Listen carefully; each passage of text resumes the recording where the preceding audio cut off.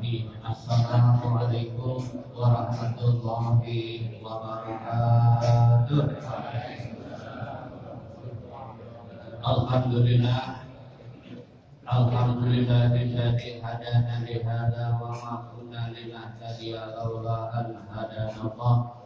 Asyhadu an la ilaha illallah wahdahu la syarika lah wa asyhadu anna Muhammadan abduhu wa rasuluh. Allahumma shalli wa sallim wa barik ala sayyidina Muhammadin wa ala alihi wa sahbihi ajma'in. Amma ba'du. Rabbi shrah li sadri wa yassir li amri wahlul 'uqdatam min lisani yafqahu qawli. Selamat jalan semua yang ada keperluan, semoga selamat sampai tujuan. Bapak-bapak, saudara-saudara, para artis, para tokoh masyarakat yang saya hormati dan cintai, pada guru kita Kiai Haji Mahmudi, Tadjar Kasih, Kiai Haji Salahuddin, Kiai Haji Abdurrahman, Kiai Haji Syed Hasan, orang tua kita Bapak Haji Muhammad Ali, Bapak Haji Tabami, Bapak Haji Haji Sutarno, Syekh para tokoh Ustaz Ali, Ustaz Syarif, dan seluruh para asatidz yang hadir pada subuh pagi ini. Mudah-mudahan semua kita hadir di tempat ini mendapat ridho dari Allah Subhanahu wa Ta'ala. Sedikit saja langsung ini karena waktu udah begitu mepet. Yang pertama, kita diberikan pintu-pintu kebaikan oleh Allah Subhanahu wa Ta'ala. Disuruh ini, disuruh itu, dilarang ini, dilarang itu. Ya kan? Suruhan Allah atau perintah Allah banyak.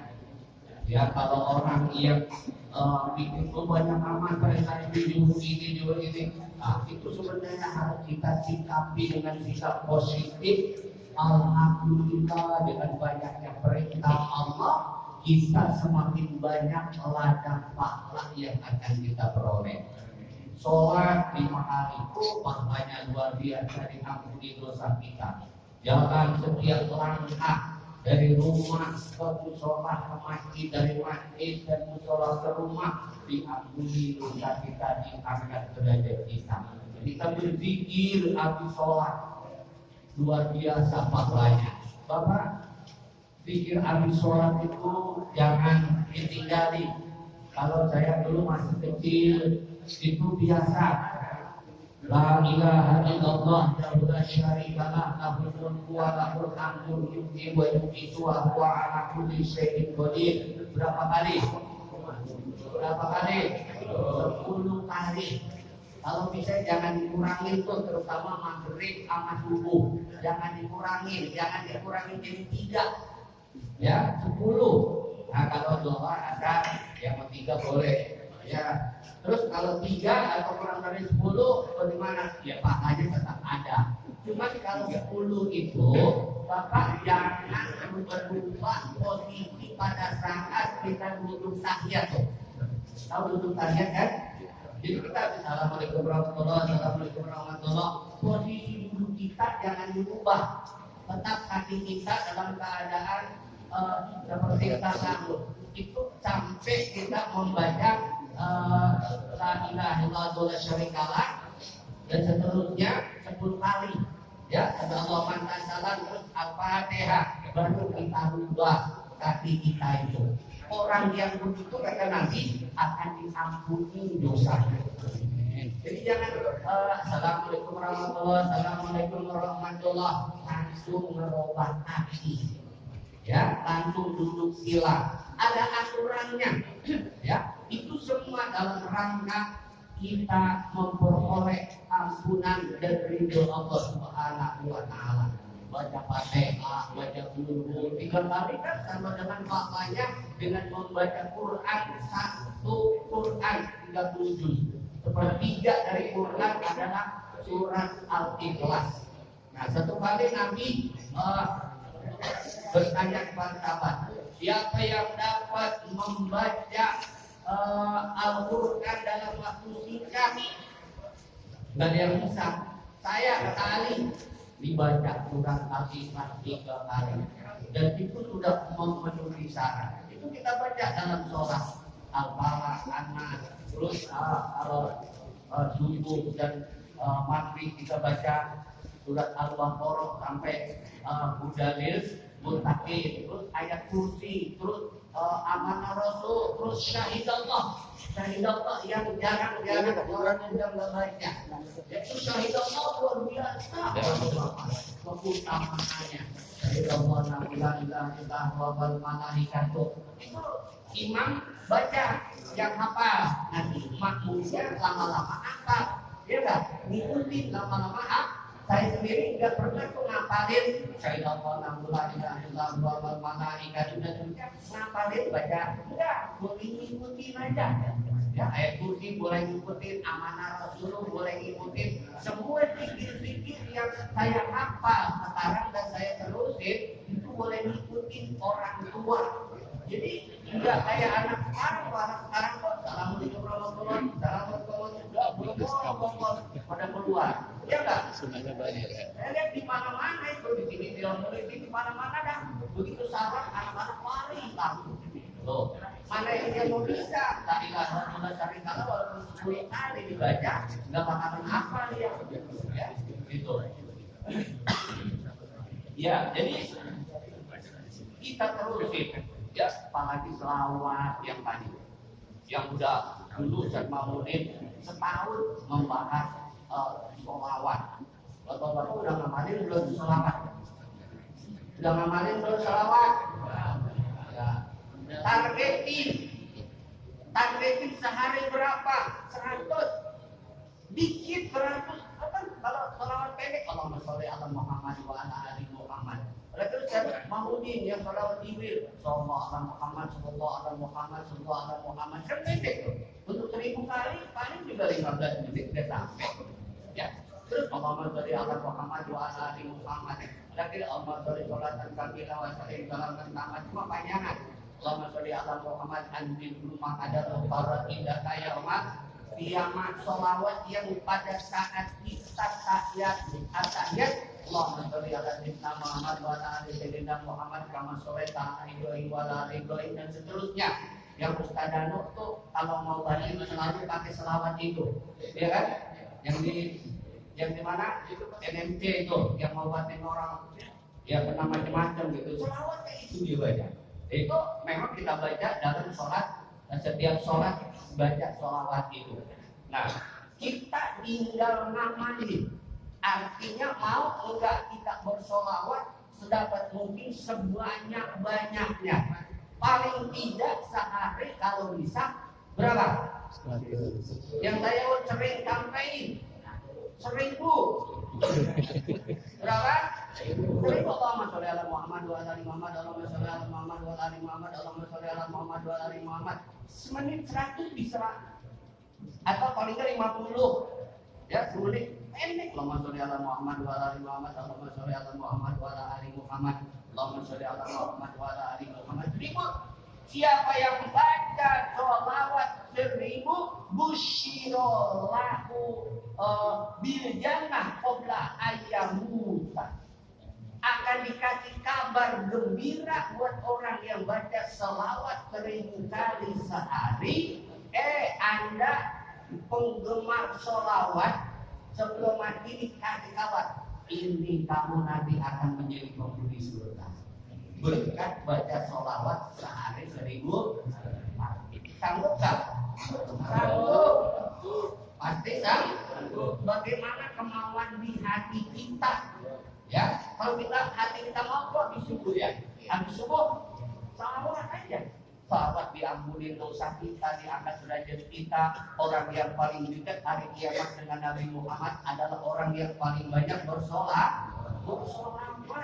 Ada seorang sahabat Nabi bertanya, ya Rasulullah, saya bersalawat kepada engkau seperempat dalam sehari. Kalau sehari itu 24 jam, seperempatnya berapa jam? 6 jam. Kata Nabi, kalau lebih baik. Sepertiga ya Rasulullah, kalau lebih baik. Setengah ya Rasulullah, 12 jam, kalau lebih baik. Terus kalau gitu ya Rasul, selama hidup saya, jam-jam, waktu-waktu, menit-menit, saya akan bersolawat kepada engkau ya Rasulullah. Begitu sahabat Nabi. Jadi hari-harinya dilalui, digerakkan lisannya dengan bersolawat kepada baginda kita Nabi besar Muhammad Sallallahu Alaihi Wasallam. Allahumma sholli wa sallim wa barik alaihi. Banyakin solawat, gampang, nggak pakai modal, pendek. Ini bagaimana hati kita mau menerima apa enggak, mau sering bersolawat apa enggak. Nah, kalau kita pikir-pikir sejarah perjuangan Rasulullah, ya, begitu sedih kalau bisa lihat. Saya waktu ziarah ke kubur Nabi, saya sedih. Allahu Akbar, Nabi itu kayak apa perjuangannya supaya Islam itu tegak, supaya kita sebagai umatnya selamat dari api neraka. Kayak apa perjuangan Nabi? Pernah Nabi dan sahabat-sahabat 3 tahun diisolir. Apa diisolir? Diblokir. Tidak boleh berhubungan dengan yang lain, tidak boleh. Kalau ada perempuan kawin, tidak boleh jual apa-apa sama Nabi, beli apa-apa sama Nabi, tidak boleh ngasih makanan dan sebagainya. 3 tahun, bayangin, diisolir, diboikot. Kan luar biasa. Terus lagi Nabi ikut perang sampai giginya rontok, ya, kena panah dari musuh. Pokoknya Nabi luar biasa memperjuangkan Islam, yang tentu saja memperjuangkan kita agar selamat di akhirat nanti, terhindar dari api neraka. Beliau nggak minta upah. Ya, nggak minta disuruh apa? Kamu sholawat sama saya, minta nggak? Nggak minta. Kita yang punya pikiran, apalagi Allah sudah kasih petunjuk. Ya ayyuhalladzina amanu shollu alaihi wasallimu. Orang beriman bersolawat dan memberi salamlah kami kepada Rasulullah. Begitu intinya. Dan itu bukan cuma Allah perintah begitu aja. Tidak ada pahalanya, luar biasa pahalanya. Ya, pahalanya luar biasa akan diberikan Allah kepada orang yang bersolawat. Kalau kita doa, selawat paling gampang bacaannya, pendek juga bisa. Kemudian kita tidak terlalu khusyuk banget. Kayak zikir misalnya harus ke hati. Kalau selawat ke hati lebih bagus. Tidak ke hati juga diterima. Baik main-main diterima. Bahkan ada dikatakan orang yang baca selawat ria pun diterima oleh Allah. Kurang apa lagi kalau kita nggak mau bersolawat. Allahumma sholli wa sallim wa barik alaihi.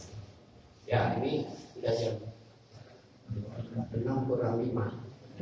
Nah, kita menyambut Idul Adha, ya, ini kita bahas. Idul Adha itu nanti kita habis Idul Adha. Ini air saya sedikitnya kita ini ada dari mana gitu ya, di Sono, di Mekah, Arab Saudi menentukan wukuf itu hari Selasa. Ya, wukufnya hari Selasa. Tapi kita puasa Arafah hari Rabu. Ya kan? Kita puasa Arafah hari Rabu. Nah, itu kalau kemarin Ustaz pengen siap, Ustaz pengen siap. Iya, itu saya lebih cenderung gitu. Kalau puasa Arafah itu harus pada hari Arafah, begitu. Puasa Arafah itu harus pada hari Arafah, dan disitulah orang yang puasa Arafah diampuni dosanya setahun yang lalu dan setahun kemudian, gitu. Kalau puasanya hari Arafah, paham? Iya.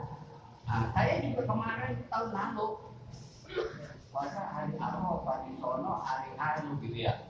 Ya saya ngikutin di sono, bukan ngikutin Muhammadiyah bukan. Ya di sono Arafahnya hari anu. Terus saya nggak mau ikut apa di Indonesia lain. Hari Arafahnya di sono kok. Di sini ada hari Arafah nggak?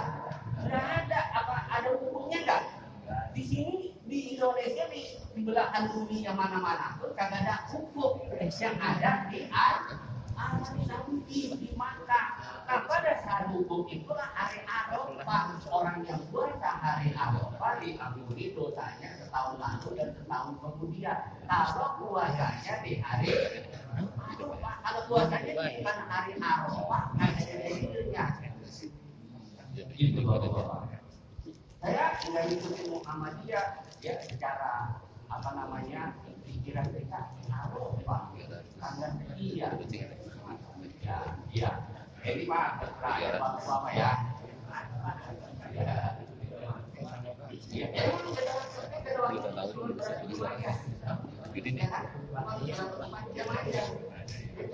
jadi kita mandi puasa Arafah misalnya di sono dan di sini sudah cocok dalam 4 jam itu. Puasa lebih dari 4 jam. Wukuf juga lebih dari 4 jam. Jadi pada saat jam sekian itu akan apa namanya puasa kita dengan wukuf mereka itu sama-sama gitu. Sama-sama. Sewaktu artinya gitu.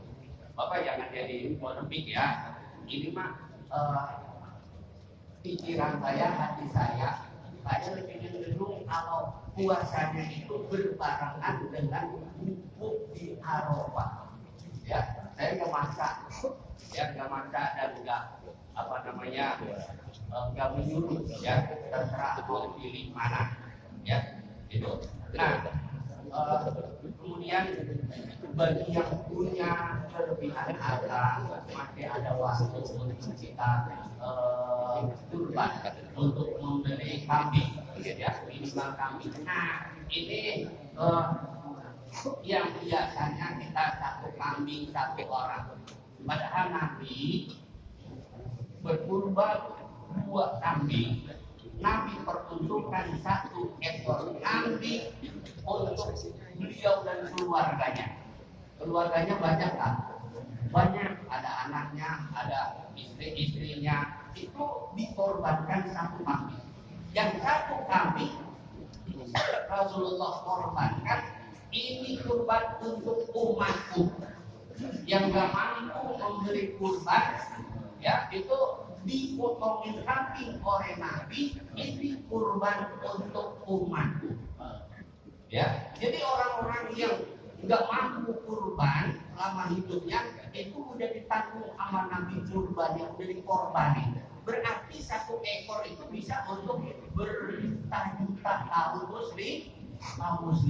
Nah, kita kan selalu berpendapat 1 kurban 1 orang, ya kan? Sekarang tahun ini saya, besok kalau ada rezeki anak ini, istri, orang tua, hampir berapa tahun tuh? Kalau seorang satu. Padahal Nabi udah pernah tekad ini kurban untuk umatku.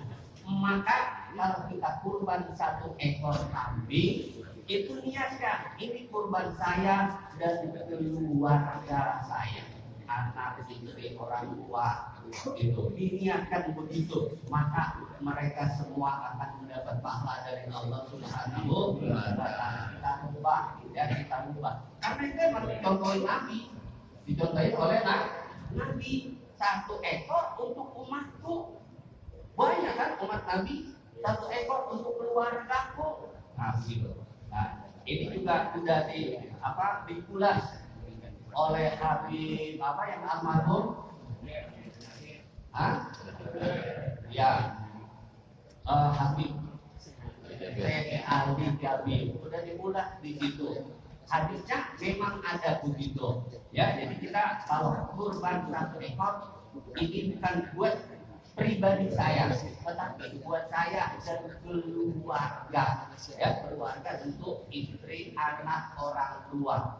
Ya, dengan begitu pahalanya insya Allah Allah berikan kepada semua keluarga daripada yang berkurban niatkan dengan ikhlas. Ingat ikhlas itu satu niatan yang wajib. Setiap amal boleh harus disertakan dengan niat yang ikhlas. Jangan sampai ketika disebut ini korban dari si Adul malah misalnya dia mati. Oh, buat korban tuh biar orang mendengar. Ikhlas enggak itu? Ikhlas. Udah nggak usah. Saya jadi kasih korban udah lillahi ta'ala. Mudah-mudahan ada manfaatnya. Terakhir untuk DKM ini DMI ya.